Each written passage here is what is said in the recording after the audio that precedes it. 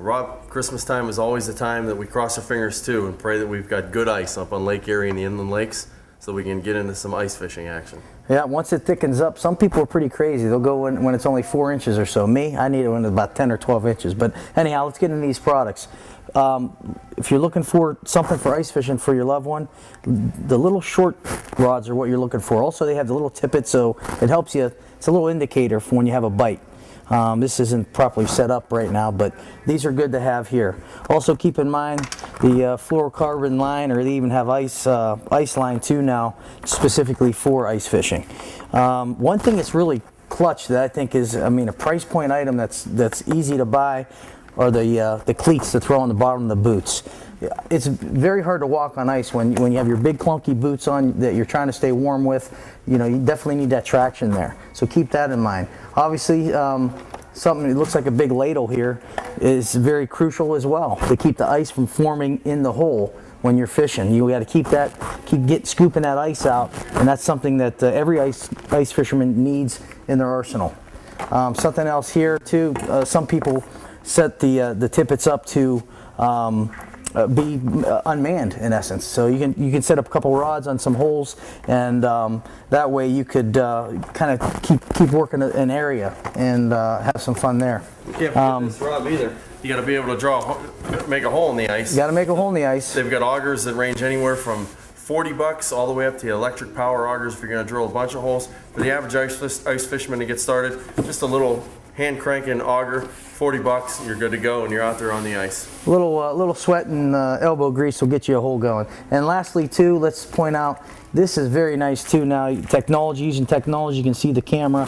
You can put this down for scouting purposes. You go to a couple holes, maybe someone else was fishing, or of your own hole, you throw this down here, and that way you can see maybe you can see in the screen here, maybe what's underneath the hole, save a whole bunch of time fishing. So if you're really feeling inclined to get something, bigger item, and actually they're not even that expensive anymore. For $99. Oh, that's awesome. Well, that's awesome. So really come down in price. Let's hop off to the next section here. And then the other thing that's popular all fall and all the way into the spring is steelhead fishing.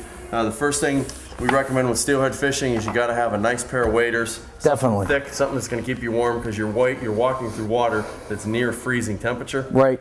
So get your loved one a good pair of waders. Make sure you get the right size for them. If you don't, they can always return them. But neoprene waders with 4 mils or better are crucial. They have a variety of lures from the old mini foo to different spoons, little Cleos, Rapellas, float indicators, and again, they've got lined rods and reels that are geared towards steelhead fishing too. This has become so popular in Ohio and Pennsylvania, all you have to do is go to any sporting goods store, talk to an associate and tell them you want to steelhead fish, they'll set you up. Yep, it's nice. From all the different categories, from using live bait to artificial bait, it works out nice to have everything you need here for steelhead fishing. And speaking of steelhead, let's go to a great recipe from Jeff Crystal. He's going to cook up some steelhead trout for us for those guys that have already been out on the lake. It's now time for Cooking with Crystal, presented by Jeff Crystal Catering. Today we're going to work with the fantastic steelhead of Lake Erie. We're going to take the skin right off and just run your knife with the knife facing down towards the skin. And you peel that right off. The next thing is there's always a line of pin bones about 3/4 of the way up on the fillet. You're going to want to, you could stand and pick them with needle nose pliers, or you can just say that you did fish it, it didn't cost you a ton of money. You could take a V cut right out of the center here. Go on the back side. Remember, the bones go in at an angle, so your knife has to follow that angle and you'll feel them going along. What we're going to do is pour a little bit of oil in a bowl. We're going to take our pieces of steelhead and we're preheating a saute pan, aluminum saute pan. And you don't want to do it to the point where they use the black, and we're just looking to sear it real quick. We're going to put some Jeffrey seasoning crystals on both sides of this fish. There'll be no additional oil needed because your oil is coating on the seasoning.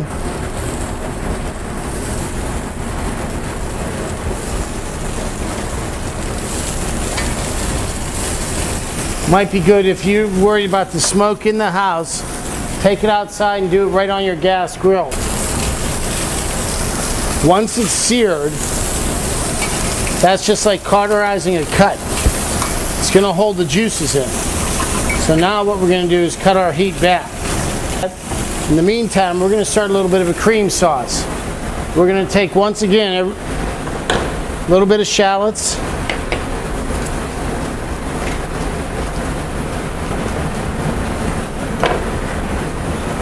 A little bit of butter.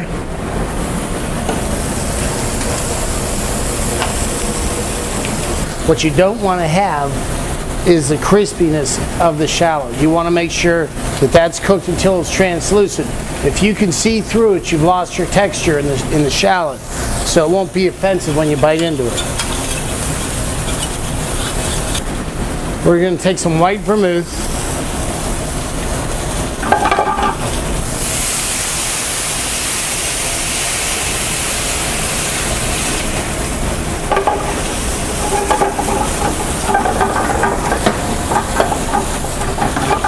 Let that reduce by half. Now we're going to put a little lemon juice. Always roll your lemon. Sort of work it around as you'll feel it getting stiff or loose. Takes all the juice, so when you cut it open, you don't have to take any loose seeds away.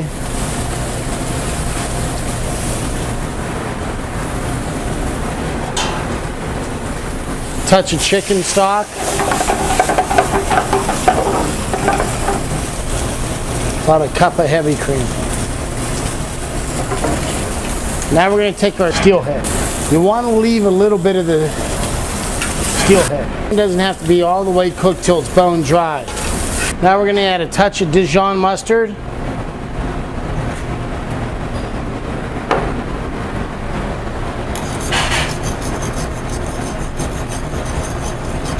Now the trick of the day is going to be, if you take some butter, whole butter, and you take it inside flour and work it together, letting the flour go into the butter, just sort of knead it together. Anytime you're doing a quick little sauce in a saute pan, you want to enrich the sauce and thicken it up, you add that butter to it, give it a shake. You're adding butter, you're adding air, and you're adding flour. Now the flour is raw, so you got to keep in mind anytime you add raw flour, you're going to want to let it cook for a second. Now what we're going to do, we're going to circle the steelhead. There you go. And that's another one of Lake Erie's finest. For this great recipe and other great recipes, go to the outdoor icon and click on Cooking with Crystals. Well, Rob, we're down to the end of our shopping spree here at Gander Mountain and Niles, and there's a couple other products that we just want to talk about quickly, some things that might look good under the tree or in the Christmas stocking. Can't go wrong with radios, portable radios for safety reasons, keep track of who's where. These things become more and more popular. Use them according to law, they're great gift items. Absolutely. Also here, just again, the flashlights, little handy flashlights that you can throw in a stocking stuffer real nicely. It fits in there perfect, almost looks like a razor den. There you go. And scent bags, this is something too. A lot of people are keen on scent. They make sure they use all the proper Doc's products for scent, and then they bring their clothes home, hang them on the chair, the dog sniffs them, you got the kitchen smells and everything else on them. Take the clothes out of the dryer, right into a scent travel bag. Also just some quick ones. Always use the hand warmers, especially getting late in the season here now when it's really, really cold. These are nice, inexpensive stocking stuffers that work. Flying by the case. Yep. Yeah, this is one of my favorite products, Rob, the mosquito repellent device. And this thing here keeps mosquitoes, black flies away if you're fishing in Canada, if you're bear hunting in the early spring, or just sitting around a campfire at Mosquito Lake or catfishing on the causeway. Mosquito repellent, electric, thermocell. This thing works out really neat to keep the bugs away from you. All right. Well, my favorite one, I think that if you're a good boy, Santa might get you, are a pair of blaze orange suspenders to keep your drawers on. Keep your drawers on. They've got everything here at Gander Mountain. On the same line of suspenders though, Rob, one of the best gifts you can get somebody now too is the safety harnesses. If they're hunting in a tree stand, you know, this isn't cheap.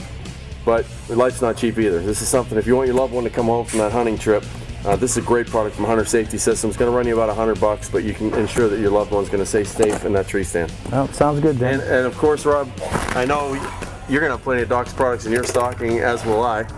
And You can't beat the extreme heat. we still have the muzzleloader season coming up, and we've got the late bow season. So don't forget to treat those hunting seasons just like opening day of gun and rifle season. Make sure you take care of your scent.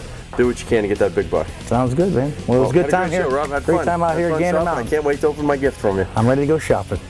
So until next week, have a great outdoor experience.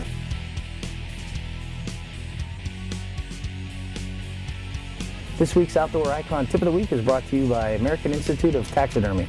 So Dan, nice and simple, babe. We're going to keep it nice and simple with this one. When in doubt, if you don't know what your husband has or your girlfriend has or your father has, and he likes to hunt and fish, and you don't want to get the wrong thing, Gander Mountain gift card. You can't go wrong with that. This is real popular. Let them come and shop for what they want after the holiday season when all the sales are here. And there you have it. That's the Outdoor Icon Tip of the Week.